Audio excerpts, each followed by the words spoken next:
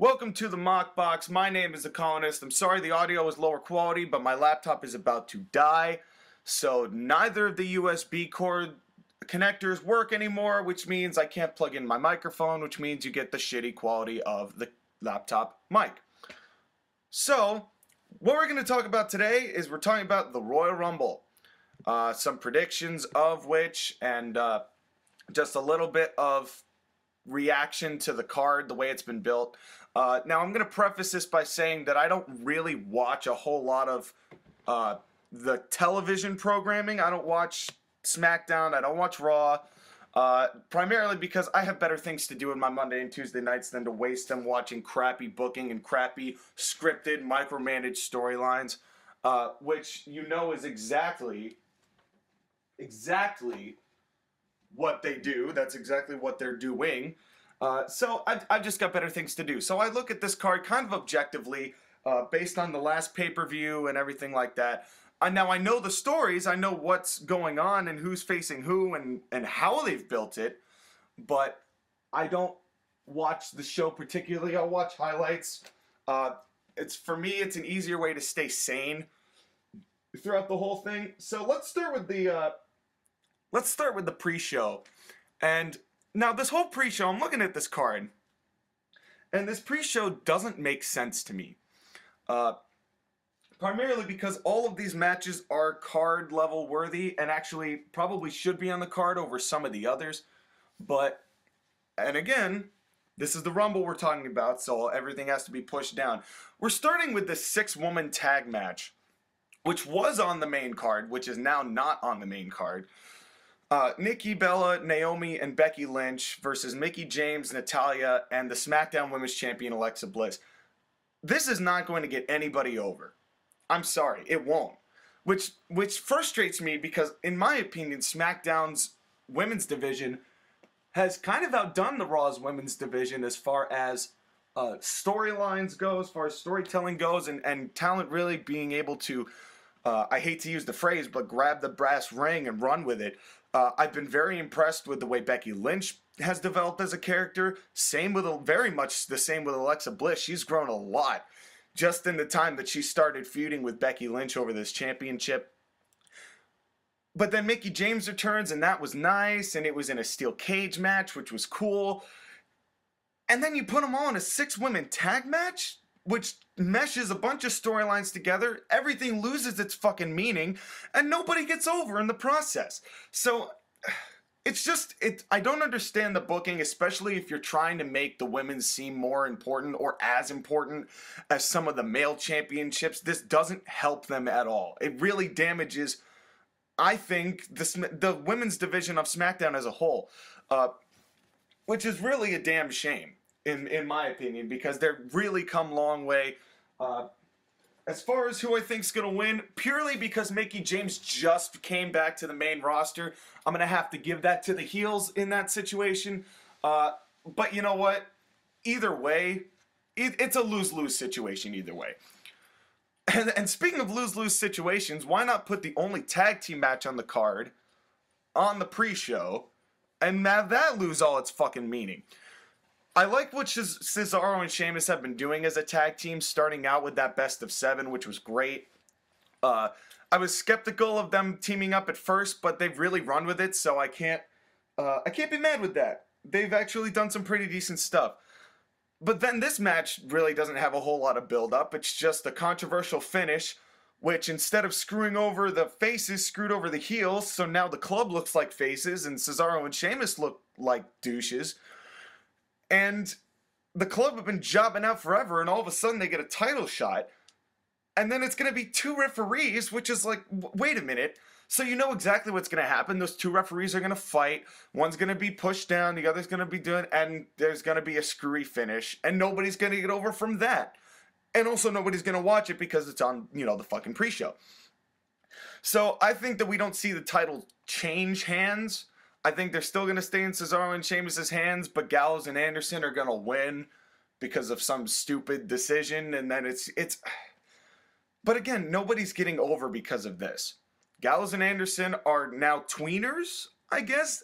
It just shows how short-sighted the booking really is on WWE's part, because I know they have no plans for these tag titles. And I wouldn't be surprised if you see the Raw tag titles on the pre-show at WrestleMania too, because they're not doing anything with them.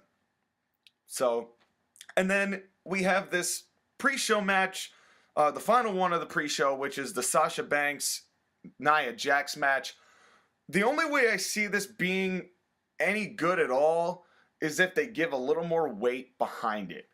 Like, the winner of this goes on to face the winner of the women's titles match during the actual main card, and then you do it that way, but I don't think they're gonna do it that way.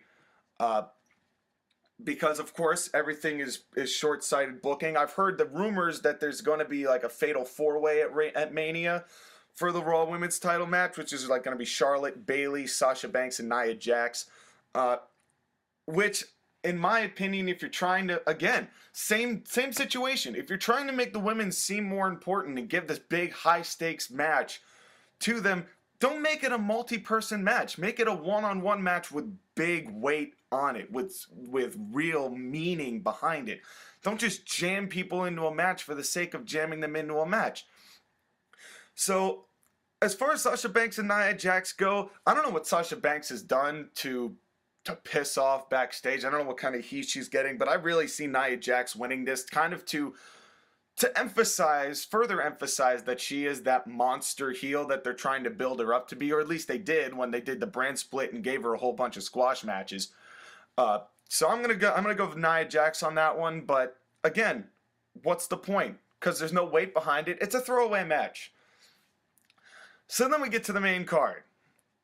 Start with the Cruiserweight title match, which I'm guessing is gonna kick off the show, because there's only 5 matches on the main card now. Neville versus Rich Swann. I think Neville has done wonders to this division. It's made it seem more important. It's given the other characters who all just kind of were bland something to fight against. So maybe we'll see a little character development moving forward. But I think also the Cruiserweight division is very symbolic of the greater issue in professional wrestling nowadays, is that nobody really has any of those big characters. Nobody has a reason to cheer for anybody anymore. Neville's character, I like Neville's character that he's turned heel and he's king of the cruiserweights. I love that because it gives him something, gives him substance. Where Rich Swann's just a guy who does flippy shit. And that's basically everyone in that division is a guy who does flippy shit. Okay? So I'm gonna say I hope that the title goes on Neville, because I think that he has more to gain from the title than Rich Swann does at the moment. At least until we can actually get some actual characters going.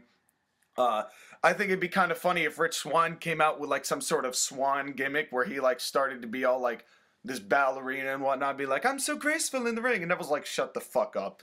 And then, you know, or something like that. If they made characters out of these cruiserweights, we'd care way more. So I'm going to give the nod to Neville on that one. That's at least who I'm hoping wins. But we'll see what happens. This is WWE we're talking about. Then we have the Raw Women's title match. Bayley Charlotte. This match, in my opinion, the only reason I do this match now is to set up Bayley versus Charlotte at Mania. Just the two of them. But that's probably not going to happen. For me, I feel as if Bayley needs a bigger road to climb. Like, it needs to be longer that she's kept down.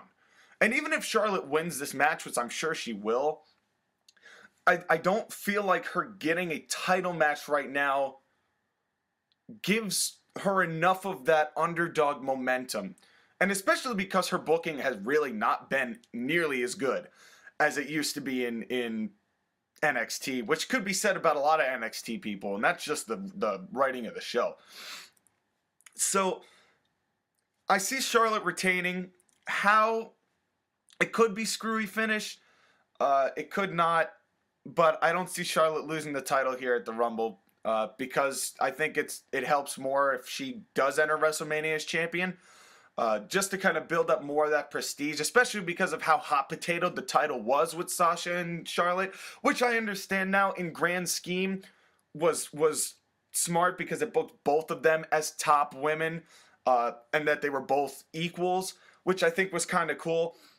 So I'm going to say Charlotte retains on that one. Then there's this Universal title match, which, look, I understand the whole Jericho hanging above the ring in the shark cage. It's nice to see that gimmick come back. And a no disqualification match, which, okay, if you're already having Jericho hang over the cage, do you really need the match to be no disqualification, seeing how Jericho's going to interfere regardless? Just knock the ref down, have Jericho come out or drop a weapon down. Owens uses it on Reigns and the cover and the pinfall. Why do you need it to be no disqualification? What else do you really need? What other story is being told with a no disqualification match? And again, this is just the weird booking that WWE does, particularly with Raw. I don't feel like the no disqualification is necessary in this situation. You've already got Jericho at the top of the cage. I don't know. But I don't see Reigns winning right now. I still see it as Kevin Owens. Just because I think that they're setting up Owens-Jericho, and I see Reigns going for the Universal title later. Yeah, but then again, this is the John Cena 2.0 we're talking about. We're talking about Roman Reigns here, who doesn't lose. So I could very much see Roman Reigns winning this match. Again, I don't think it's worth it. I don't think it's worth him winning right now. But if the suspicions are true and he's going to be facing The Undertaker at Mania, then Roman Reigns might win it, just because then Taker might win it, and then you might go Taker Reigns, and there's places you can go with this, but you have to play your cards right, and I really don't think they're gonna turn Reigns heel anytime soon. So I'm gonna say Kevin Owens in that one via Chris Jericho shenanigans, or if they're setting up Jericho Owens, then Jericho will try to give something to Owens. Reigns will use it. That would set up a heel turn for him. Reigns wins the title. Owens Jericho at Mania. Reigns is heel, face The Undertaker. That'd be great. But will they do that? Probably not. Because WWE. That's why.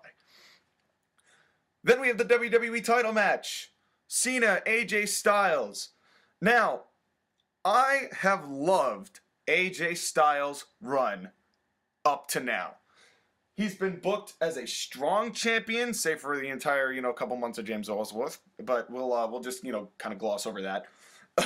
But John Cena coming back, the two having the promos they've had. John, you say what you want about John Cena, but he can cut a damn promo.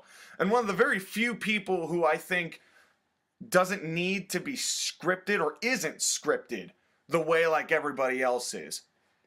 And if you have that type of creative freedom, that's how you get over, which is why nobody's going to get over, because everything is fucking scripted. You want to fix things in WWE? Stop scripting the fucking promos. I don't care how bad people are normally. Roman Reigns isn't bad on the mic when he's allowed to talk himself, not the words that are being fed to him by Bucktooth Kevin Dunn or whoever's doing that shit, or whoever's head of creative. When Roman Reigns is Roman Reigns, he does well.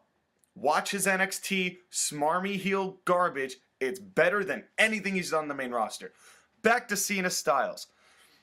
It really depends for me on who they're trying to have AJ Styles face at Mania. If they're trying to make this another 3 series of Cena Styles because their matches were great at first, then I don't think it hurts Styles to win this match and then lose at Mania to Cena. Cena gets that big WrestleMania moment, which he's had so many of, but he also gets his 16th title and makes it mean a little more. Storyline-wise, if you're going for Cena's gonna get 16, it makes sense.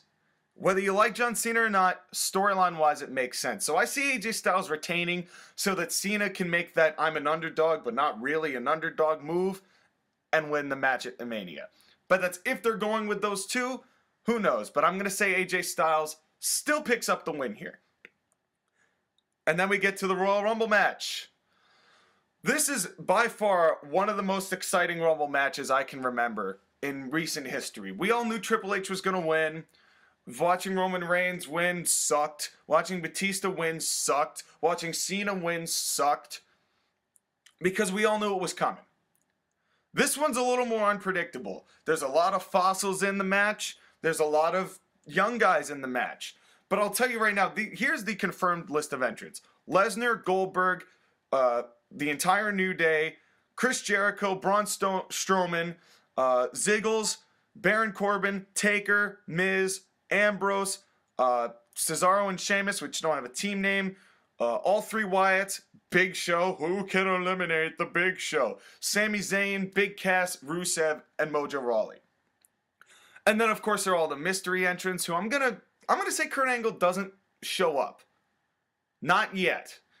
I think they've got better things for him. I think they're teasing him by saying, oh, we're taking him away from independent dates that day. He might just be doing an autograph signing or something, or just starting to appear for WWE as his Hall of Fame ceremony comes up. But I don't really see him being in the match. Not yet, because first of all, he has to go through a ton of tests. And it's only been a week since he was announced. So I'm doubting that he's going to be in the match. But I think we're going to see some interesting returns.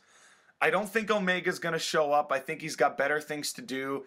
And I really doubt that he'll be on the main roster. When he signs with WWE, he'll probably go through NXT, just like everybody else. Save for AJ Styles. And even AJ said himself it's not that good to go right into the main roster because there are miscues. And I think it's kind of ironic that AJ Styles came in and faced Jericho, who himself had issues when he went straight to WWE's main roster. Not to say Jericho needed to be in developmental, because he didn't. So you have this 30-man match. The favorites right now, as far as if you're looking at dirt sheets and whatnot, Goldberg's a favorite, Strowman's a favorite, Taker's a favorite. And I don't think any one of those three... I think any one of those three is viable, but I really don't think Strowman's ready.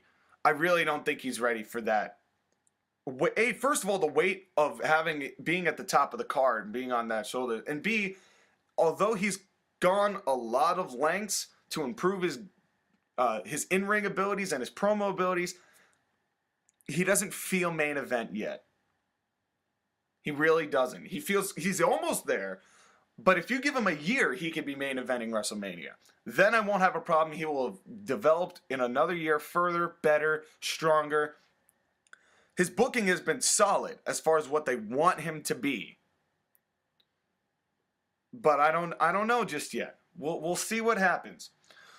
So, what I also kind of expect might happen is that Triple H might hop into this Rumble, and Seth Rollins becomes the guy because he was kicked out of the Rumble. Seth Rollins comes and interferes and screws Triple H over, which makes that interference, which sets up Triple H Rollins, which is basically confirmed at this point that it's going to be those two facing each other. So it's going to be an exciting Rumble. I think we're going to see Joe debut, Samoa Joe. I think we're going to see Ty Dillinger. I hope at number 10. Some things are just meant to be. That's one of them. And on a side note, I love anytime you hear a count out, everybody's going 10. That dude is over. And of course, they'll ruin him on the main roster because WWE. That's why. And Goldberg, I don't think Goldberg Lesnar needs to be for a title. You know, unless they're going to have Lesnar pin Roman Reigns for the Universal title, and then Reigns and Undertaker can kind of do their thing. I don't know. I don't think that needs to be for the title, so I'm hoping Goldberg doesn't win, especially because it just doesn't make storyline sense. Strowman, if they're going for Strowman Reigns, Reigns isn't solid enough of a worker to make Braun look like a main eventer, if that makes sense. So I really have to imagine that it's probably going to be Taker to set up Taker Reigns, which honestly I would not have a problem with.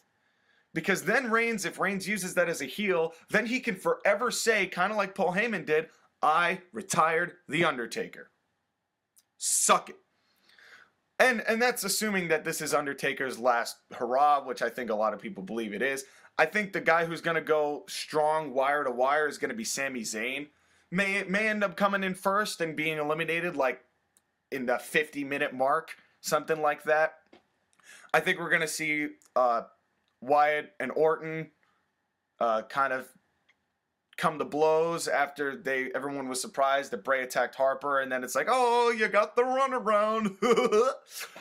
So I think that's probably going to happen. We've been going on for 20 minutes now about this Rumble, about this pay-per-view. So do I think it's going to be a good pay-per-view? Yeah. Do I think it's going to be the greatest Rumble pay-per-view ever? No. And there's a lot of good things that can happen on this card, but there's also a lot of BS that could happen on this card. And WWE's kind of known more for the latter at this point. But we'll have to see what happens. This is all that we're going to talk about here on the Mock Box today. My name is The Colonist, and I'll catch you later.